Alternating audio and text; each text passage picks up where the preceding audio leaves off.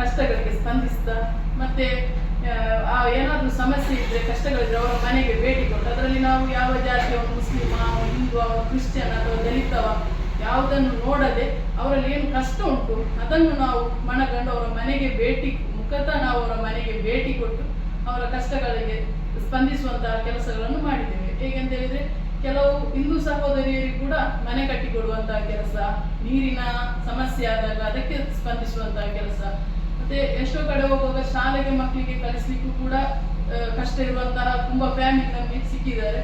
ಅದರಲ್ಲಿ ಅವರಿಗೆ ಶಾಲೆ ಫೀಸ್ ಕಟ್ಟುತ್ತಾ ಪುಸ್ತಕದ ವ್ಯವಸ್ಥೆ ಮಾಡ್ತಾ ಇದ್ದೇವೆ. ಅದಲ್ಲದೆ ನಾವು ನಮಗೆ ತುಂಬಾ ಹಿಂದೂ ಮುಸ್ಲಿಂ ಕ್ರಿಶ್ಚಿಯನ್ ಎಲ್ಲ ತುಂಬಾ ನಾವು ಒಗ್ಗಟ್ಟಿನಿಂದ ನಮಗೆ ಇವರು ಕೂಡ ಇದ್ದಾರೆ, ಸ್ನೇಹಿತರು ಕೂಡ ಇದ್ದಾರೆ. ಈಗ ಮೊನ್ನೆಯಿಂದ ದಕ್ಷಿಣ ಕನ್ನಡ ಜಿಲ್ಲೆಯಲ್ಲಿ ಆಗಾಗ ಈ ತರ ಅಹಿತಕರ ಘಟನೆ ನಡೆಯುವುದರಿಂದ ನಮ್ಮ ಮನಸ್ಸಿಗೆ ತುಂಬಾ ಬೇಜಾರಾಗಿದೆ.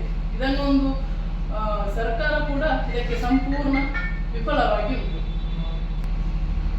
ದಕ್ಷಿಣ ಕನ್ನಡ ಜಿಲ್ಲೆಯ ಬಂಟ್ವಾಳ ತಾಲೂಕಿನ ಕೊಳತ್ತಮಜವ್ ಎಂಬಲ್ಲಿ ಅಮಾಯಕ ಪಿಕಪ್ ವಾಹನ ಚಾಲಕ ವೃತ್ತಿಯ ಅಬ್ದುಲ್ ರಹೀಂ ಎಂಬ ಯುವಕನನ್ನು ಬಾಡಿಗೆ ನೆಪದಲ್ಲಿ ಕರೆದು ಮಾರಕಾಸ್ತ್ರಗಳಿಂದ ಕೊಚ್ಚಿ ಹಾಡು ಹಗಲೇ ಕೊಲೆ ಮಾಡಲಾಗಿದ್ದು, ಧರ್ಮದ ವಿಚಾರದಲ್ಲಿ ಅಮಾಯಕ ಕೊಲೆ ಮತ್ತು ಹಲ್ಲೆಗಳಿಂದ ಸಾಮಾನ್ಯ ಜನರು ಭಯಭೀತಿಯಿಂದ ಬದುಕುವಂತಾಗಿದೆ.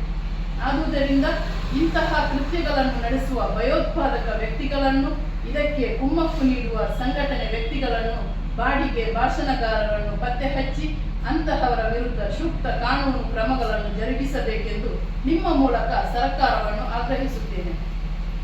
ಅಲ್ಲದೆ ಇಂತಹ ಕೃತ್ಯಗಳನ್ನು ನಿಭಾಯಿಸುವಲ್ಲಿ ಸಂಪೂರ್ಣವಾಗಿ ವಿಫಲವಾದ ಗೃಹ ಸಚಿವರು, ಉಸ್ತುವಾರಿ ಮಂತ್ರಿಗಳು ನೈತಿಕ ಹೊಣೆ ಹೊತ್ತು ರಾಜೀನಾಮೆ ನೀಡಬೇಕೆಂದು ಆಗ್ರಹಿಸುತ್ತೇನೆ. ಇತ್ತೀಚಿನ 2-3 ತಿಂಗಳುಗಳಲ್ಲಿ ಗುಂಪು ಹತ್ಯೆ, ಮಾಬ್ ಲಿಂಚಿಂಗ್, ಸರಣಿ ಕೊಲೆಗಳು, ತಲವಾರು ದಾಳಿಗಳು, ಹಲ್ಲೆಗಳು ಪದೇ ಆಗುತ್ತಿದ್ದು ಜಿಲ್ಲೆಯಲ್ಲಿ ಭಯದ ವಾತಾವರಣ ಸೃಷ್ಟಿಯಾಗಿದ್ದು, ಜಿಲ್ಲಾಡಳಿತ ಇದನ್ನು ನಿಯಂತ್ರಿಸಲು ಸಂಪೂರ್ಣವಾಗಿ ವೈಫಲ್ಯತೆಯನ್ನು ಕಂಡಿದೆ.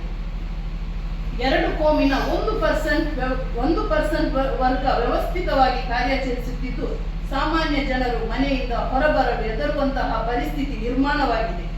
ಇಂತಹ ಪರಿಸ್ಥಿತಿಯನ್ನು ನಿರ್ಮಿಸಿಕೊಂಡು ತಮ್ಮ ರಾಜಕೀಯವಾಗಿ ನೆಲೆಗೊಳ್ಳಲು ಪ್ರಯತ್ನಿಸುತ್ತಿದೆ. ವಿದ್ಯಾವಂತರ ಬುದ್ಧಿವಂತರ ಜಿಲ್ಲೆಯಲ್ಲಿ ಬೆರಳೆಣಿಕೆಯ ಕೋಮುವಾದಿಗಳಿಂದಾಗಿ ಬಾಡಿಗೆ ಭಾಷಣಗಾರರು ದಿನಕ್ಕೊಬ್ಬರಂತೆ ಹುಟ್ಟಿಕೊಳ್ಳುತ್ತಿದ್ದಾರೆ. ಇದನ್ನು ನಿಯಂತ್ರಿಸಲು ಗೃಹ ಇಲಾಖೆ ಇಂಟೆಲಿಜೆನ್ಸಿ ಸಂಪೂರ್ಣ ವಿಫಲವಾಗಿದೆ. ಪ್ರಬಲ ರಾಜಕೀಯ ಪಕ್ಷದವರು ಇದಕ್ಕೆ ಮುಕ್ತಿ ನೀಡಲು ಪ್ರಯತ್ನಿಸುತ್ತಿಲ್ಲ ಮತ್ತು ಬಯಸುತ್ತಿಲ್ಲ.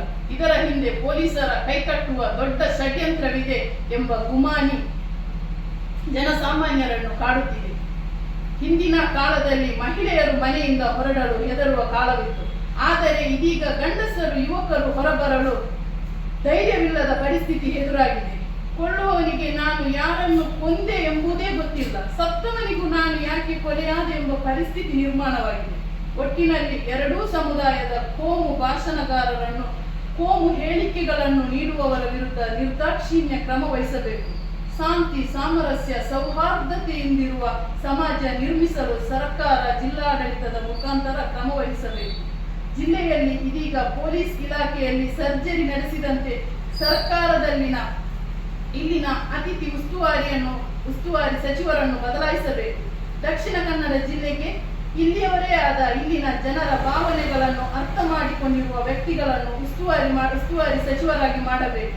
ಇಲ್ಲಿಯವರೇ ಆದ BK ಹರಿಪ್ರಸಾದ್, ವಿಧಾನ ಪರಿಷತ್ ಶಾಸಕ ಡಾಕ್ಟರ್ ಮಂಜುನಾಥ ಭಂಡಾರಿ ಅಥವಾ ಮಾಜಿ ಸಚಿವರಾದ ರಮಾನಾಥ ರೈ ಅವರನ್ನು MLC ಮಾಡಿಯಾದರೂ ಉಸ್ತುವಾರಿ ಸಚಿವರನ್ನಾಗಿ ಮಾಡಿದರೆ ಜಿಲ್ಲೆಯಲ್ಲಿ ತಕ್ಕ ಮಟ್ಟಿನ ಕಾನೂನು ಸುವ್ಯವಸ್ಥೆ ಮತ್ತು ಶಾಂತಿ ಕಾಪಾಡಲು ಸಾಧ್ಯವಾಗುವುದು.